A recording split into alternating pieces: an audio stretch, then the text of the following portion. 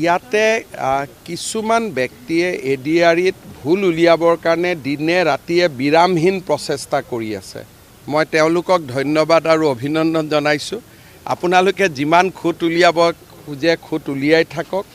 ইয়াৰ পৰা ক্ষতিটো হিমন্ত বিশ্ব শৰ্মাৰ নহয়, ক্ষতি হ'ব যুৱক যুৱতীসকলৰ। স্বপ্ন যদি ক'ৰবাত দুখ পায় যুৱক যুৱতীসকলে। গতিকে এই যে ADRE পৰীক্ষাক লৈ ভুল নোহোৱা এটা পৰীক্ষাত ভুল উলিয়াবৰ কাৰণে সংবাদ মাধ্যম এছাম মহলৰ যি অবিৰাম প্ৰচেষ্টা, তাত মই এজন পিতৃ হিচাপে দুখ আৰু শোক পোৱাৰ বাদে মোৰ আগত কোনো ৰাস্তা নাই। মই দুখ পাব লাগিব, কষ্ট পাব লাগিব, তাৰ বাদে কোনো ৰাস্তা নাই। হিমন্ত বিশ্ব শৰ্মাক বেয়া পাওক, কিন্তু 11 লাখ যুৱক যুৱতীক আপোনালোকে বেয়া নাপাব।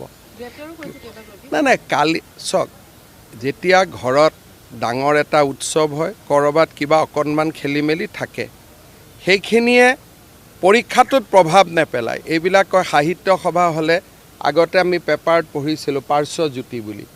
এইবিলাক পাৰ্শ্বজ্যোতি কিবা ডাঙৰ পৰীক্ষা হ'লে, কিন্তু তাকে লৈ চুট পেণ্ট পিন্ধি টিভিত ওলাই যে পৰীক্ষা বেয়া হৈ গ'ল, প্ৰশ্ন কাকত ওলাই গ'ল, যিটো প্ৰচেষ্টা, এই প্ৰচেষ্টাই অসমৰ সংবাদ মাধ্যমক যুৱক যুৱতীৰ পৰা আঁতৰাই লৈ যাব।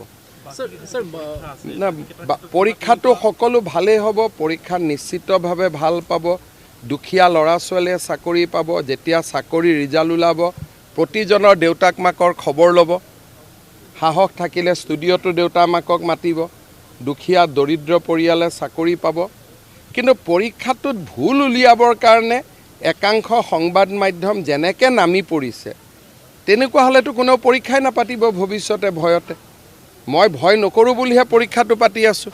মোৰ পিছততো পৰীক্ষা পাতিবই মানুহে ভয় কৰিব।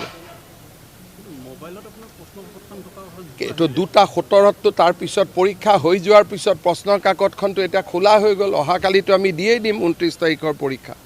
পৰীক্ষা হোৱাৰ পিছত প্ৰশ্নৰ কাকতখনৰ মূল্য কি থাকিলে?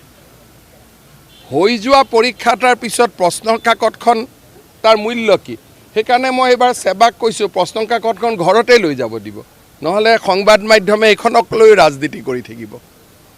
OMR চিটটো ওলোৱা নাই আৰু 2:17 ডেৰটাত পৰীক্ষা চেজ হৈছে। 2:17 কিছু শিক্ষাগুৰু বুলিয়ে ক'ম, কিছু শিক্ষাগুৰুৱে প্ৰচেষ্টা কৰিছিল যে এখন মই ফটোষ্টেট কৰি লওঁ।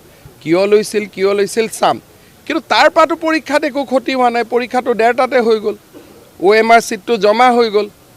আৰু প্ৰশ্নৰ কাকতখন কি আছে? বিয়া হৈ যোৱাৰ পিছত পেণ্ডেলটোৰ যেনেকুৱা অৱস্থা হয় তেনেকুৱাইতো। পৰীক্ষা হৈ গ'ল, তাৰ প্ৰশ্নৰ কাকতখনৰ কি মূল্য আছে? চক্ৰ নহয়, আপোনালোকৰ ভিতৰতে আছাম। এইটো চক্ৰ নহয়। কালিৰ পৰা জোতা পেণ্ট পিন্ধি ষ্টুডিঅ'বিলাকত 2-3টা টিভিটো এইটোৱে জঁপিয়াব আৰম্ভ কৰিলে। মোৰ চিন্তা এইটো যে সংবাদ মাধ্যম ৰাইজৰ পৰা কিয় আঁতৰি গৈছে ইমান?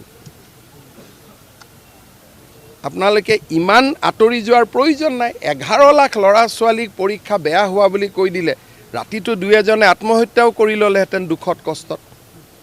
যে ইমান পৰীক্ষা দিলোঁ, চৰকাৰক এটা সোধা নাই যে কি ঘটনা হৈছে, আগতে নিউজ বজাই দিলে। এটাতো সোধক চৰকাৰক যে 11 লাখ ল'ৰা ছোৱালীৰ জীৱন জড়িত হৈ আছে, যদি ভুল কথা এটা লওঁ ৰাতি কোনোবাই আত্মহত্যাও কৰি দিব পাৰে।